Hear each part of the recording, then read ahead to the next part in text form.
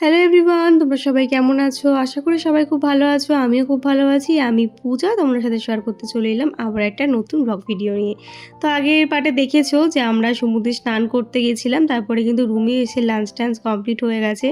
এখন বাজে ঘড়িতে ওই 5:30 মতো। এখন কিন্তু আমরা আমাদের সব লাগেজ রেডি করে একদম রেডি হয়ে গেছি রুম থেকে চেক আউট করবো বলে। কারণ আমাদের ট্রেন ছিল সন্ধ্যে 7:30টায়। আমাদেরকে মোটামুটি 1 ঘন্টা আগে বেরাচ্ছি। এখন হয়তো ওই 5:30-6টার মতো বাজছে। দেখো আমরা যাওয়ার আগে কিন্তু আমাদের এই হোটেল থেকে চা আর বিস্কিট দিয়ে দিয়েছিল। আর যেহেতু খেয়েছি একটু দেরি করে খাওয়া দাওয়া হয়েছে, একটু রেস্টও নিয়েছি। মামাও একটু ঘুমিয়ে নিয়েছে, তাতে ওর মুডটাও একটু ফ্রেশ হয়ে গেছে আর কি। যাই হোক, তোমার দাদাভাই আর আমি মিলে একটু চা খেয়ে নিলাম। তারপরে কিন্তু আমরা সব ব্যাগপত্র নিয়ে একদম গাড়িতে উঠে পড়লাম। আর পুরীকে কিন্তু টাটা করে এখন আমাদের বাড়ি যাওয়ার উদ্দেশ্যে বেরিয়ে পড়লাম। তো দেখাই হচ্ছে আমাদের রিসর্ট, প্রভাত রিসর্ট। রিসর্টটা ভীষণ ভালো ছিল, ভীষণ সুন্দর দেখতে, আর ওদের বিহেভিয়ার্সও খুব ভালো ছিল। বিশেষ করে রুমগুলো প্রচণ্ড ক্লিন ছিল। যারা পুরী আসতে চাইছো এখানে কিন্তু অবশ্যই আসতে পারো। যদি কারোর রুমের কন্ট্যাক্ট চাই তো আমাকে কমেন্ট করো, আমি অবশ্যই দিয়ে দেবো। যাই হোক, তারপরে কিন্তু মনটা সবারই খারাপ, আমারও তো খুব খারাপ হয়ে গেছে। কারণ এতদিন ধরে প্ল্যানিং ছিল 2 মাস ধরে আসবো, আর এখন দেখো ঘোরা হয়ে গেল, এখন বাড়ির দিকে রওনাও দিতে হচ্ছে। তো এই আসবো ব্যাপারটাই যেন একদম ভালো লাগে। এই চলে যাওয়ার সময়টা যে কী খারাপ লাগে বলে বোঝাতে পারবো না। দেখো সমুদ্রকেও টাটা করে এখন যাচ্ছি। আর আজকে যে প্রচণ্ড পরিমাণে আমরা স্নান করেছি, একদম কালো ভূত হয়ে গেছি সবাই মিলে। যাই হোক, তো সমুদ্রকে টাটা করে এখন আমাদের বাড়ি যাওয়ার পালা। আর এই হচ্ছে দেখো মেলার সামনেটাও কিন্তু মেলার সামনে দিয়ে যাচ্ছি। আর ভাবছি যে এই তো কালকে এখানে ঘুরছিলাম আর আজকে আমাদের বাড়ির জন্য রওনা দিয়ে দিতে হলো। যাই হোক, তো বলতে বলতে চলে আসলাম স্টেশনে। আর স্টেশনে এসে দেখি আমাদের ট্রেন কিন্তু চলে এসেছে। আর মানে মনটা খুবই খারাপ লাগছে। আসার একটা আলাদা আনন্দ ছিল, আর যাওয়ার সময় যেন কি দুঃখ যে লাগছিলো, মনে হচ্ছে এখানে থেকে যাই। তো সেটা তো পসিবল নয়। তো আবার আসবো পুরীতে, বলে যাচ্ছি জগন্নাথকে যে আবার ডেকো প্রভু, মানে প্রভুর ডাক না আসলে কিন্তু কখনোই যেতে পারবে না।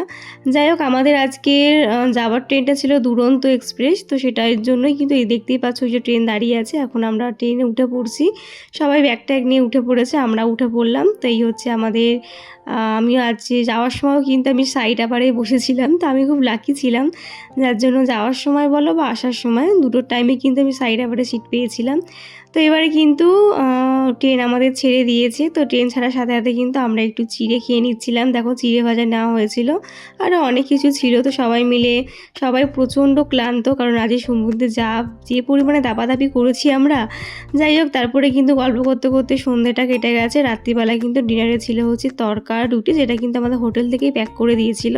তো সেটা খাওয়ার পরে কিন্তু আমরা আমাদের জার্নি শুরু করে দিলাম। রাত্রিবেলা ঘুমাতে কিন্তু বাড়ির দিকে রওনা দিয়ে দেবো। দেখতেই পাচ্ছ একদম বাড়িটা অন্ধকার। এটা হচ্ছে সেই মহানদী যেটা আমরা তোমাদেরকে দেখেছিলাম সকালবেলার দিকটার। এখন দেখা যাচ্ছে রাত্রিবেলা দেখা করে কত আলো জ্বলছে। যাই হোক, তারপরে কিন্তু খাবার তো দিয়ে দিয়েছে, এখন সেটা খেয়ে নিচ্ছে। আর যেহেতু দুরন্ত এক্সপ্রেস, তাই কিন্তু ট্রেনটা একদম রাইট টাইমে চলছিল। মানে আমাদের পুরীতে ঢুকতে হয়তো দেরি হয়েছে, কিন্তু আমাদের বাড়ি পৌঁছাতে দেরি হবে না। এই ট্রেনটা একদম শিয়ালদায় যাবে। শিয়ালদা থেকে আমাদের সুবিধাও হবে বাড়ি যেতে। সেখান থেকে নৈহাটি লোকাল ধরলে তো সোজা বাড়ি। যাই হোক, এখন আমরা সবাই মিলে ডিনারটা করে নিচ্ছি। এর আগে কিন্তু মামাকে খাইয়ে নিয়েছিলাম, ওর জন্য সুজি করে এনেছিলাম, সেটা ওকে খাইয়ে দিয়েছি। আর ও এখন একটু ঘোরাঘুরি করছে, এই ফাঁকে কিন্তু আমরা খেয়ে নিলাম। তারপরে দেখো শেষ পাতে ছিল দই। তো দইটা খেয়ে কিন্তু একটা লম্বা ঘুম দিয়েছি রাত্রিবেলা। আর এখনও হচ্ছে সকালবেলা, দেখো ভোর হয়ে গেছে। আমরা কিন্তু শিয়ালদা ঢুকছি এরকম একটা সময় আর কি, শিয়ালদা ঢুকছিলাম তখন। তো দেখো ফাইনালি বাড়ি তো চলে আসছি। বাড়ি আর কিছুক্ষণ পরে বাড়ি পৌঁছেও যাব। যাই হোক, চলো, এরপরে আর কোনো ভিডিও শ্যুট করতে পারিনি। প্রচুর লাগেজ ছিল, সেইগুলো আর কি টানাটানি ব্যাপার ছিল। তো বলতে বলতে দেখো চলে আসলাম আমরা ডানকুনি। আর কিছুক্ষণ পর কিন্তু আমরা শিয়ালদা পৌঁছে যাব। আর এই ট্রেনটা কিন্তু তোমার বালি হল্ট হয়ে দক্ষিণেশ্বর ক্রস করে তারপরে কিন্তু দমদম ক্রস করে যাবে শিয়ালদা। আর শিয়ালদা থেকে আমাদের বাড়ি যেতে সুবিধাও হবে। শিয়ালদা থেকে একদম ডাইরেক্ট ট্রেন আমরা পেয়ে যাব। তাই কিন্তু আসার টিকিটটা ওরা শিয়ালদা অবধি কেটেছিল। তো একদিকে ভালোই হয়েছে। যাই হোক, দেখো বলতে বলতে কিন্তু আমরা বালিঘাট যাই হোক হবে, সেই ট্রেনটা মানে স্টেশনটা ক্রস করে গেলাম। এরপরে কিন্তু ঢুকবে হচ্ছে তোমার দক্ষিণেশ্বর। সকাল সকাল কিন্তু মানে জগন্নাথ দেব পুরী দর্শন করে আসার পর কিন্তু মা কালীরও দর্শন পেয়ে গেলাম। দূর থেকেই মাকে ডাকলাম। যাই হোক, ওই দেখো মায়ের মন্দির দেখা যাচ্ছে এখান থেকে, যারা আর কি দেখতে পাচ্ছ, জানি না কতটা বুঝতে পারছো।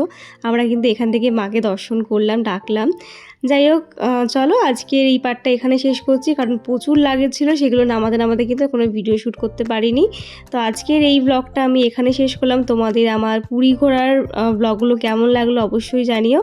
ভালো লাগলে কিন্তু লাইক কমেন্ট করতে কেউ ভুলো না। তাহলে চলো আজকের মতন টাটা, দেখা হচ্ছে নেক্সট ভিডিওতে আবার কোনো নতুন ব্লগে। বাই সবাইকে, সবাই খুব ভালো থেকো, সুস্থ থেকো।